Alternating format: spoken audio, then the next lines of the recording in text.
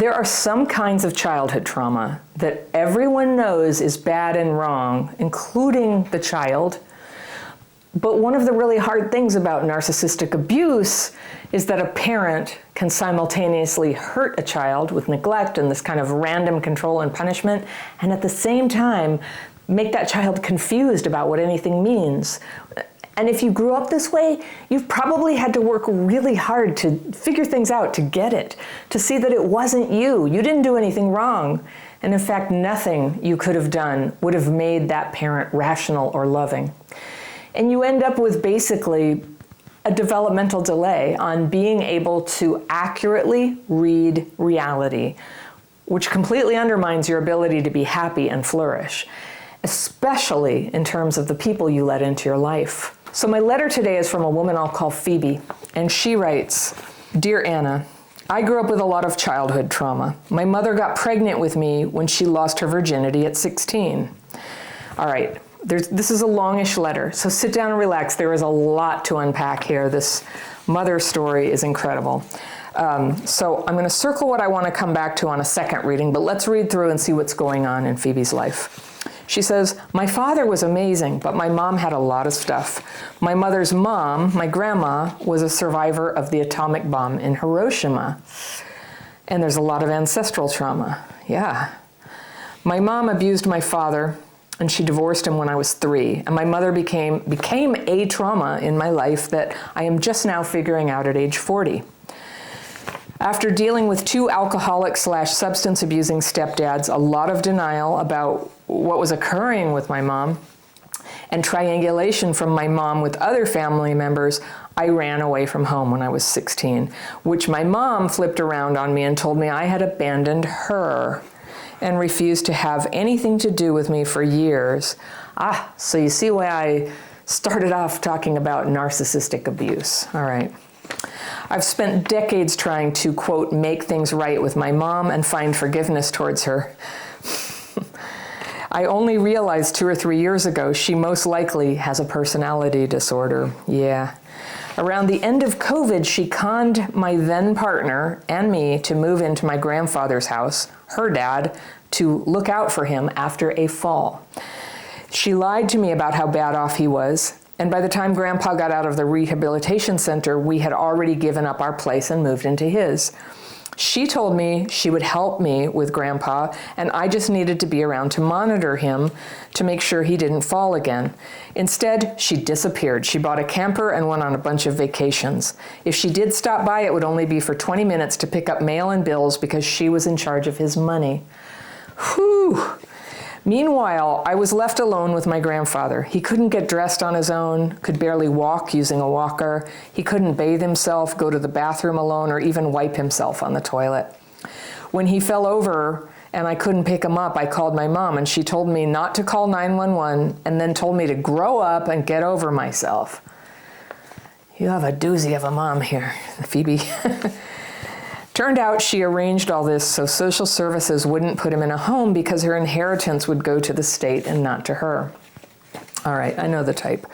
I started developing bald spots on my head from alopecia, and I went to the doctor. When I told my doctor what was going on, he told me to get into therapy.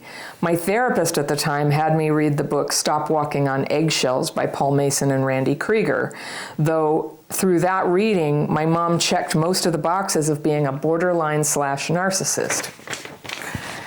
It was an honor to take care of grandfather because when I was young, we lived with him and grandma.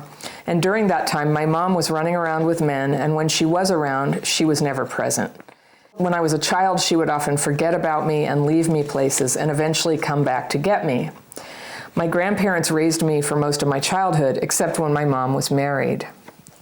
My dad came around as much as he could, but she made his life difficult too. When I was 6, she told me she wanted to abort me. 6? But my grandpa would have kicked her out of the house, she said. So she would have done it, but a grandpa would have kicked her out. She said she was forced to have me. I remember this clearly because she had just gotten out of the shower, and that was the first time I learned what an abortion was. I think it's important to note my father is the most compassionate, giving, and caring person. However, he's on the autistic spectrum and has MS. I spent many years being mad at my dad for not stopping the abuse, but when he was diagnosed as being on the spectrum, that helped me understand why my mom was able to sink her claws into him. To this day, after over 30 years of being divorced from my mom, my father spends more time with my mom's dad taking care of him than she does. Over the years, my father has contributed financially to take care of my mom's other children. Whoa! From her third husband. Okay, I guess that's kind of him. That's over the top. Okay. Particularly when husband number 3 was in rehab. Boundaries are tough for us both, says Phoebe. I hear you. Okay. Yeah. Mom is still married to husband number 3 and has 3 sons with him. All her children are a mess, but the boys are incredibly codependent on her and they all hate me. I want to restate it was an honor to take care of my grandfather, and I love him so much. We had the most amazing breakthroughs during this time, and we got to a place where he healed and became more independent. Wow, okay, good. After a year with my grandfather, my partner at the time got laid off, and we moved to another city in the same state because that's where he found work. And since moving, I have had a firm no contact rule with my mom. I get it. And that brings me to the next big issue I'm having. I keep attracting partners like my mom. I'm circling that word attracting, and longtime viewers will know why.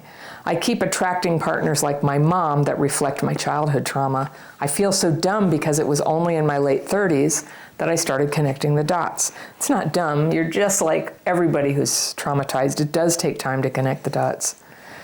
It does something to your perception, doesn't it?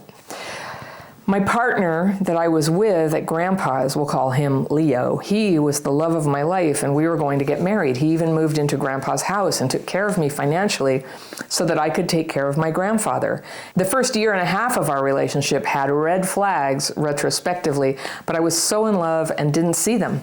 I just wanted to be the best partner I could, and he helped me with my grandfather.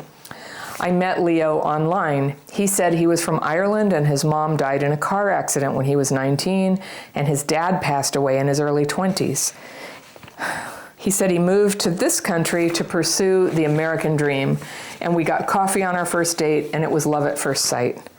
I wonder if non-traumatized people have love at first sight. I don't know, but for us it's always kind of like a warning, isn't it? We didn't sleep together on the first date, but things went super fast after that. I was okay with everything because I thought we were on the same page and shared the same values. But before I knew it, COVID happened and he moved into my place at the time. When we moved from Grandpa's house to another city, it was a place I lived for many years, and I was excited to get my old jobs back and reconnect with friends. I'm a performing artist and I love what I do. This is when Leo started to flip the switch. I wonder why then. He became controlling, tried to isolate me, called me terrible names. He didn't want me to work. He made my life miserable every time I had a gig or produced an event. Then the violence started to escalate. Oh dear. Oh dear, oh dear, oh dear. How confusing, how awful. At first it was breaking things and punching holes in walls. Then it turned into shoving, and then one night the physical assault happened. It resulted in me having whiplash for a month. I couldn't sit on my left side for 2 weeks, and I was covered in bruises.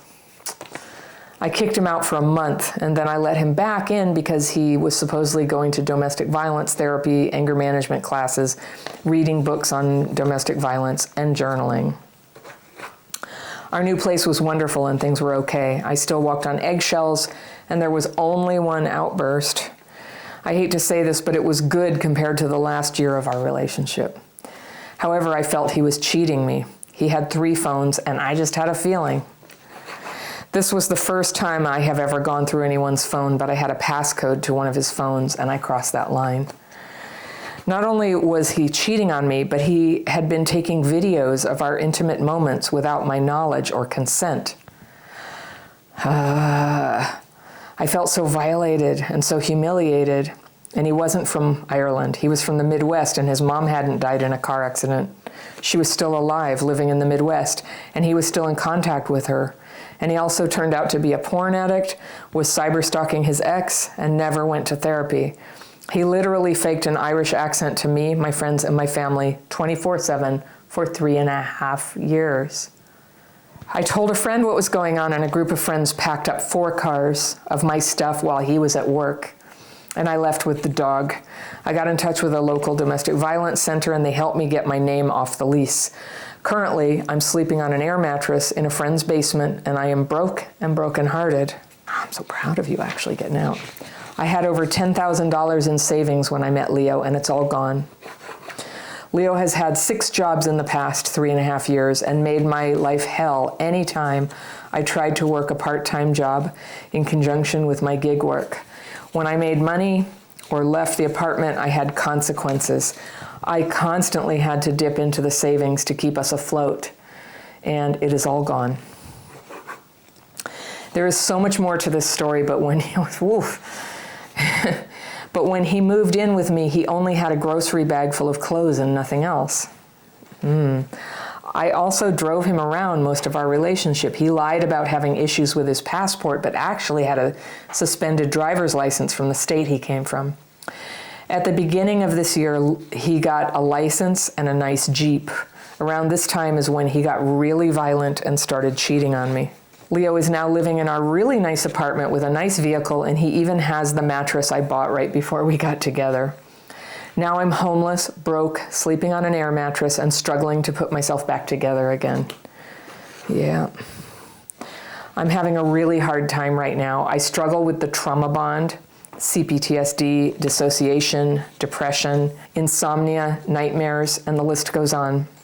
The worst part is I miss our old life when it was good, and I still have these stupid feelings for him. It's been a month and a half since I left. He's tried to get me back and has used every tactic in the book and then some. I refuse to see him and only email him when I have to wrap things up regarding the apartment. I'm getting free therapy once a week from a local women's shelter. You're a genius, you're great, and have no plans of getting back with him. However, I can't get past the trauma bond, and I miss him every day. I feel so dumb, so confused, and so lost. I don't know how I will ever be able to trust anyone again. Leo isn't my first bad relationship, and they have all reflected my relationship with my mom in some way. Funny how that works, huh? It's been hard to do anything, and I just put a fake smile on my face every day, and I try to show up. I'm grateful for my friends and community, and because I perform and gig with them, I'm not totally isolated. Yay! And they were the ones who helped me escape. However, I don't go out unless it's work-related. I'm a total hermit, plus I have so much anxiety just going to the grocery store. Yeah. I'm trying to focus on myself, but I cry all the time, and I'm so mad at myself. I'm about to turn 41, and I'm terrified of myself and men. I'm grateful for my friends, my dad, and my blessings, yet I hate myself, and I'm having a hard time focusing on the things I need to do to get my life back together. I just want to heal and break this cycle, but I don't know how. I'm so overwhelmed, and I'm completely exhausted. I would really value your insight. Thank you, Phoebe. Phoebe, I have seldom read anything that just ripped at my heart so much. This is just so terrible, and I'm so sorry. It's not surprising. Your mom sounds just awful. She didn't want to have a kid. I get the part she was forced to do it, but you're a complete person. It doesn't matter what her situation was. She's been acting out on it all her life, trying to run away from it, trying to punish you for putting responsibility in her life when she clearly can't have it. I'm really sorry that happened to you. It's terrible. It does cause a lot of emotional injuries and neurological injuries. So not your fault that you would repeat the pattern. That's all, well, I won't say it's always, like I've heard of people who are able to skip this part, but it's rare. It's so normal to fall into more narcissistic abuse. This boyfriend of yours, I know you said he's not the first one, but you know, we're just all behind you that he's the last one. Sometimes it takes something really terrible, and you're here, you know, like literally tens of thousands of people are gonna hear your story, and they're gonna put supportive comments in there, and everybody watching those comments, they better be supportive because this person needs our love right now and needs us to believe in her potential. We all know how hard it is. It's only been a month and a half since you left. So it is like an addiction. You know, a bad relationship becomes addictive, and the part of us that loves and attaches, you know, it loves and attaches even in bad relationships. And so that's the sweetest part of you that's there to actually form a real relationship. That desire to love and be loved is so natural, like nothing is more natural and more right for you. But because of that big wound, you've been attaching to the wrong person. And so yes, it's hard to let go of. It's a heartache just like any other.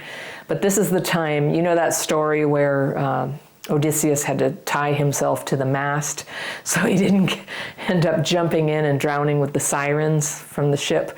Everybody read that in high school, I think, the Odyssey. Well, that's you right now. You need your friends to stop you from jumping back in to that horrible pit of pain that you came from. I think you're brilliant for going to a domestic violence shelter. I think too few people avail themselves of that help. I know it's hard. It takes a lot of courage. A lot of people fear that it's stigmatizing, but it's genius. That's what I said. You're a genius. You did the right thing. Because they know what to do. They know how the psychology works. They know how to get you out of the lease. Like, that's tremendous. I love your air mattress in the basement. And $10,000, you're gonna make that money again and again in your life. Just chalk it up to the School of Hard Knocks, PhD in how not to choose a man, and it's money well spent. It doesn't, you know, I'm somebody who advocates a lot that traumatized people, you know, we end up like in a lot of bad deals with money and walking away from stuff, and it's too emotional and screwed up for us to go in and fight for what's ours. And sometimes I'll be like, hey, get in there and fight. Come on, don't give up. That's yours. You need it. In this case, I'm like, run. Every bit of involvement with this guy is just more psychological damage. There's no other scenario, you know? And this thing, I can't believe he's trying to get you back. But of course he is. I can't even, look, people in the comments, what does this guy even want? You know, the money and the house he got is something. It's better than homeless, but is it really worth all the trouble of faking an Irish accent for 3.5 years? Like, what is it? I guess he's just a psychopath. So I'm interested to hear what people say in the comments. And if any of you are therapists or diagnosticians, could you tell us what's going on with that guy? Whatever it is, though, whatever you call it, it's just something to get out of your life like cancer. It's a bad thing. I'm really glad you have no contact with your mom.